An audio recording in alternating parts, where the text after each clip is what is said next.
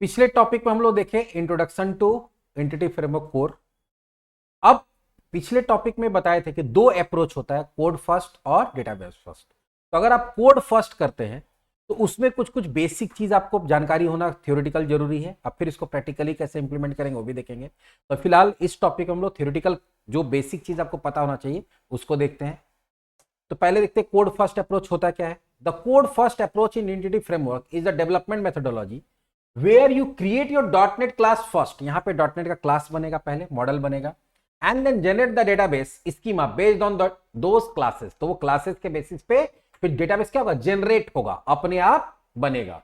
This approach allow you to design your domain model in code without worrying about the underlying database structure. तो यहां पे क्या होता है, आप यहां पे जो डिजाइन करेंगे वो डोमेन मॉडल, जो मॉडल होगा उसका कोड पे ज्यादा ध्यान देंगे। आपको दिमाग नहीं लगाना कि डेटाबेस में क्या कोडिंग होगा, कैसे कोडिंग होगा, कैसे क्या बनेगा, वो दिमाग लगाने का जरूरत नहीं है। आपको सिंपल सा ऑब्जेक्ट पे ध्यान देना है।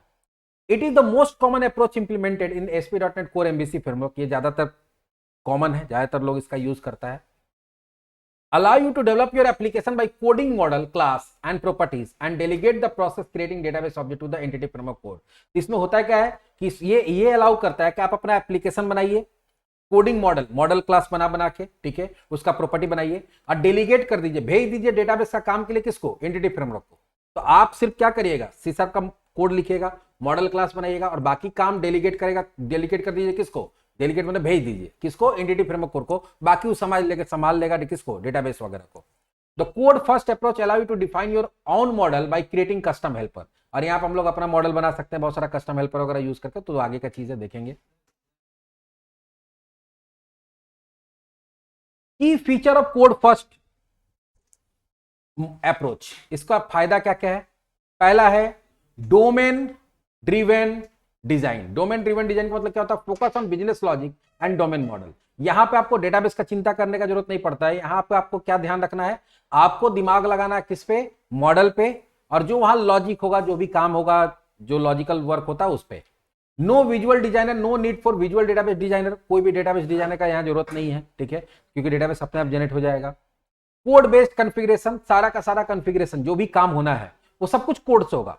मतलब टेबल कैसे बनेगा, उसमें प्राइमरी की कहां लगेगा, फॉरेन की किस पे लगेगा, किस पे क्या कांस्टेंट लगेगा, वो सारा कुछ कोड बेस्ड होगा। एसक्यूएल का कोडिंग करने की जरूरत नहीं है।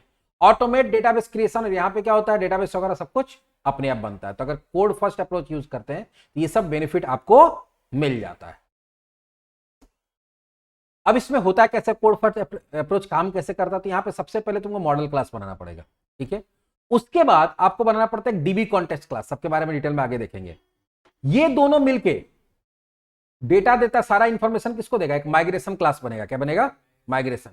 और ये माइग्रेशन फिर क्या करेगा, यहां से इंफॉर्मेशन निकालेगा और निकाल के उसके अकॉर्डिंग डेटाबेस बना देगा। तो आपको मॉडल क्लास बनाना पड़ता है, आपको डीबी कॉन्टेक्स्ट क्लास बनाना पड़ेगा, आपको एक माइग्रेशन क्लास बनाना पड़ेगा, और ये सब मिलके काम करेगा किस पे, डेटाबेस पे, ठीक है। माइग्रेशन का मेन काम यही होता है कि यहां जो जो चेंजेस हो रहा है स्ट्रक्चर में उसको अपडेट करना कहां पे, यहां पे, ठीक है। अब बाकी डेटाबेस में डेटा भेजने वगैरह का काम, लाने का काम कौन करता है, डीबी कॉन्टेक्स्ट। तो देखेंगे आगे मॉडल क्लास क्या होता है, डीबी कॉन्टेक्स्ट क्या होता है। तो इसमें भी दो चीज नया दिख रहा है। मॉडल क्लास तुम लोग पहले देखे हुए हैं, माइग्रेशन और, तो पहले डीबी कॉन्टेक्स्ट देखते क्या होता है।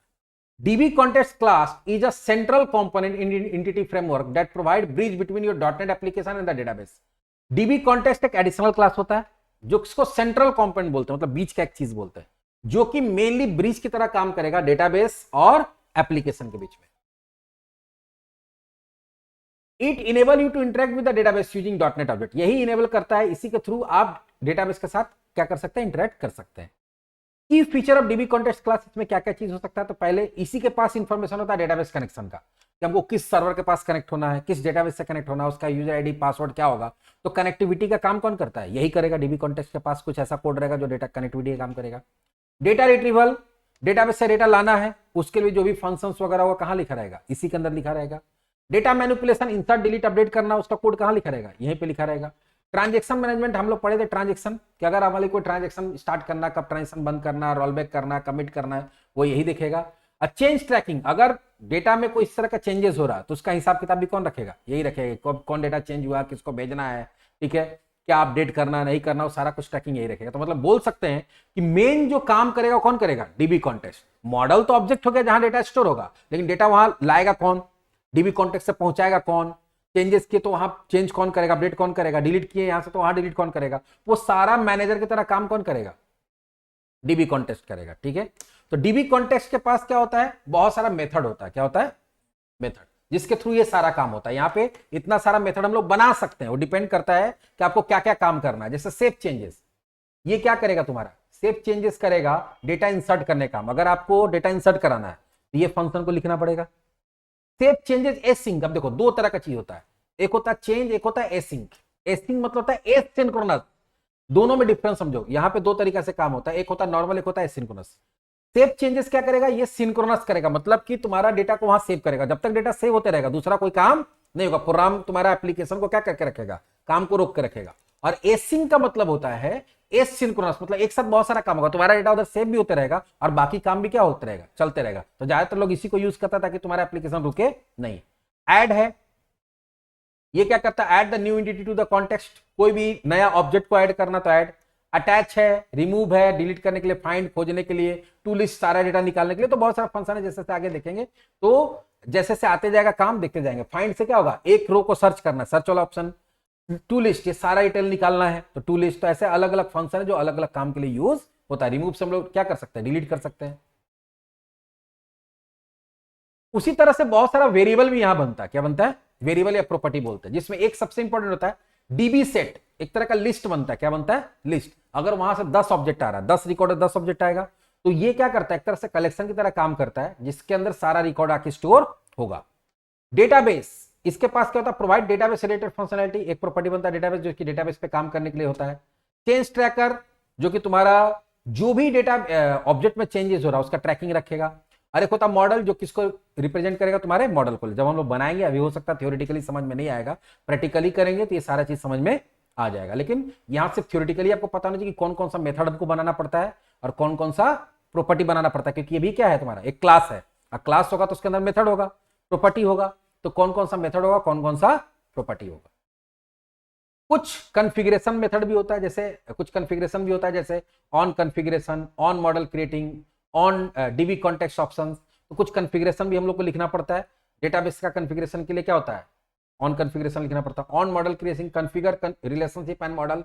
अगर मान लीजिए कि तुम्हारा 2-3 ऑब्जेक्ट है, उसके बीच में किसी को प्राइमरी की बनाना, फॉरेन की बनाना, उसको अटैच करना है, तो वो काम कहाँ करते हैं, ऑन मॉडल क्रिएशन में। ठीक है, उसके बाद कॉन्टेक्स्ट से रिलेटेड इंफॉर्मेशन कहाँ रहता है, डीबी कॉन्टेक्स्ट ऑप्शन में। ये सब जब यूज होगा तो समझ में आएगा। फिलहाल अभी हम बोलेंगे, बहुत ज्यादा कुछ समझ में नहीं आएगा, लेकिन थ्योरेटिकली हम डाल दिए नोट्स में, ताकि अगर कोई पूछ दे कि कौन कौन सा मेथड होता है, कौन कौन सा प्रॉपर्टी होता है, कौन कौन सा कॉन्फ़िगरेशन होता है, तो इंटरव्यू पॉइंट ऑफ व्यू से ये चीज अभी नोट्स में है, आगे समझ में आ ही जाएगा।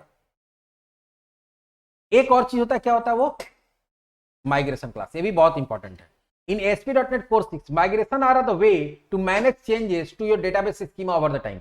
स्कीमा का मतलब समझो, एक होता है डेटा, एक होता है स्कीमा। स्कीमा का मतलब होता है स्ट्रक्चर, स्ट्रक्चर का मतलब होता है कॉलम, कॉलम का नाम, उसका डेटा टाइप, ठीक है, नंबर ऑफ कॉलम्स, टेबल का नाम। इसको क्या बोलते हैं, जो स्ट्रक्चर बनता है उसको क्या बोलते हैं, स्कीमा। ये जो स्ट्रक्चर बनाना, स्ट्रक्चर में चेंजेस करना, ये सब काम कौन देखता है, माइग्रेशन देखता है। कौन देखता है, क्योंकि हम बोले ना कि यहाँ कोड फर्स्ट में तुम्हारा टेबल वगैरह वहां बनेगा, तो कौन बनाएगा, यही बनाएगा।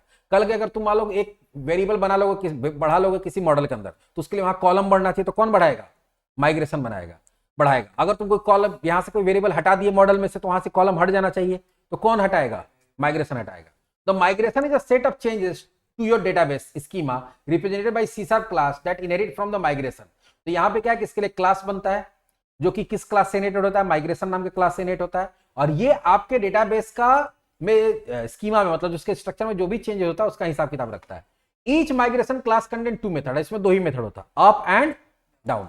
अप क्या करेगा, जो भी चेंजेस उसको वहां अप्लाई कर रहे हैं काम कौन करेगा, अप। और डाउन क्या करेगा, अगर वहां कुछ चेंजेस की उसको कैंसिल करना, अंडू करना, तो उसको कौन करेगा, डाउन।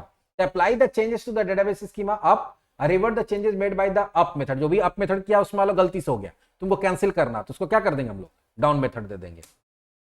अप मेथड में क्या क्या होता है, तो हम लोग कॉलम को ऐड कर सकते हैं, टेबल ऐड कर सकते हैं, कॉलम को अल्टर कर सकते हैं, जिससे मान लो कि किसी का कॉलम का नाम चेंज करना है, डेटाबेस चेंज करना है। ड्रॉप कॉलम, जैसे ऐड कॉलम से कॉलम ऐड होगा, ड्रॉप कॉलम से कॉलम क्या हो जाएगा, डिलीट हो जाएगा। ऐड टेबल से टेबल वहां ऐड हो जाएगा, बन जाएगा, और ड्रॉप टेबल से क्या हो जाएगा, डिलीट हो जाएगा। ठीक है, तो टेबल बनाने डिलीट करने के लिए सब क्या करना पड़ता है, ये सब कमांड हम लोग यूज करेंगे आगे जाके।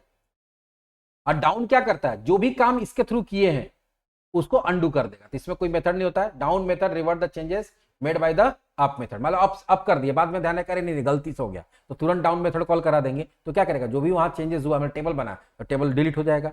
अगर वहां पे टेबल डिलीट किए तो फिर से टेबल वहां बन जाएगा। अगर कॉलम ऐड किए तो कॉलम हट जाएगा, कॉलम अगर डिलीट किए तो कॉलम फिर से वहां बन जाएगा। तो जो भी काम अप मेथड किया उसका उल्टा कौन करेगा, डाउन मेथड।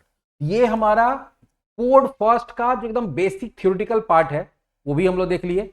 इसका इंप्लीमेंटेशन, कि कोड फर्स्ट को इंप्लीमेंट कैसे करेंगे, उसमें क्या क्या स्टेप लेना पड़ता है, कैसे कैसे काम होगा, वो प्रोजेक्ट हम लोग कब देखेंगे, नेक्स्ट टॉपिक में। ठीक है, तो इसमें इतना ही। तो अभी तक हम लोग देख लिए एंटिटी फ्रेमवर्क के बारे में, और कोड फर्स्ट में जो बेसिक चीज होता है कि हमको क्या क्या चीज का जरूरत पड़ेगा। तो हमको मॉडल का जरूरत पड़ेगा, हम लोग को डीबी कॉन्टेक्स्ट का जरूरत पड़ेगा, हम लोग को माइग्रेशन का जरूरत पड़ेगा। ठीक है, उसमें कौन कौन सा चीज होता है, फंक्शन होता है, वो हम लोग इसके अंदर देख लिए हैं।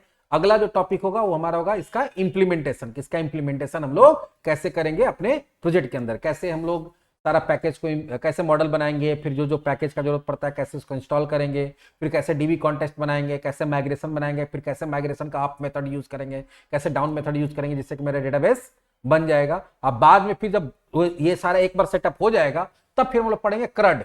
क्रड में क्या होगा, create, read, update and delete. फिर एंटिटी फ्रेमवर्क का यूज करके, तभी अभी दो पार्ट हमारा बचा हुआ। एक तो जो बेसिक इंप्लीमेंटेशन होता है, देखो एक बार सेटअप करना पड़ेगा आपको, क्या करना पड़ेगा, सेटअप।